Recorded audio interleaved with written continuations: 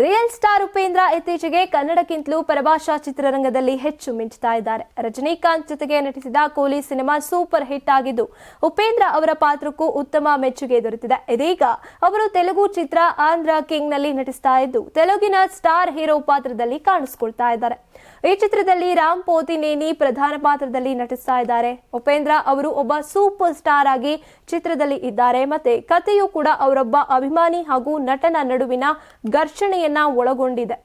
ಇನ್ನು ಟೀಸರ್ ಬಿಡುಗಡೆಯಾಗಿದ್ದು ಉಪೇಂದ್ರ ಅವರ ಕಟೌಟ್ಗಳು ಪೋಸ್ಟರ್ಗಳು ಕಂಡುಬರ್ತಾ ಇದ್ರು ಅವರ ನೇರ ದೃಶ್ಯಗಳನ್ನ ತೋರಿಸಲಾಗಿಲ್ಲ.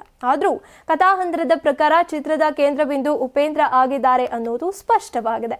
ಚಿತ್ರದಲ್ಲಿ ರಾಮ್ ಪೋತಿನೇನಿ ಸಾಮಾನ್ಯ ಯುವಕನ ಪಾತ್ರದಲ್ಲಿದ್ದು ಉಪೇಂದ್ರ ಅವರ ಅಪ್ಪಟ ಅಭಿಮಾನಿ. ತನ್ನ ಇಷ್ಟದ ನಟನ ಬಗ್ಗೆ ಅದೆಷ್ಟೇ ನಿರ್ದಾಕ್ಷಿಣ್ಯ ಮಾತು ಬಂದ್ರೂ ಸಹಿಸಲಾರ. ಈ ನಾಯಕನಿಗೆ ಎದುರಾಗುವ ಭಾವನಾತ್ಮಕ ಯುದ್ಧವೇ ಕತೆಗೆ ಆಧಾರ.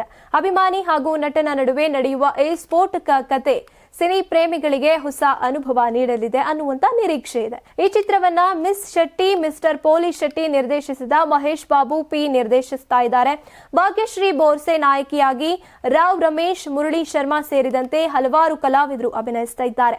ಸಂಗೀತವನ್ನ ವಿವೇಕ್ ವೆರ್ಮಿನ್ ನೀಡ್ತಾ ಇದ್ದಾರೆ. ಇನ್ನು ಮೈತ್ರಿ ಮೂವಿ ಮೇಕರ್ಸ್ ನಿರ್ಮಾಣ ಮಾಡ್ತಾ ಇರುವಂತ ಈ ಸಿನಿಮಾ ನವೆಂಬರ್ 28ರಂದು ತೆರೆ ಕಾಣಲಿದೆ.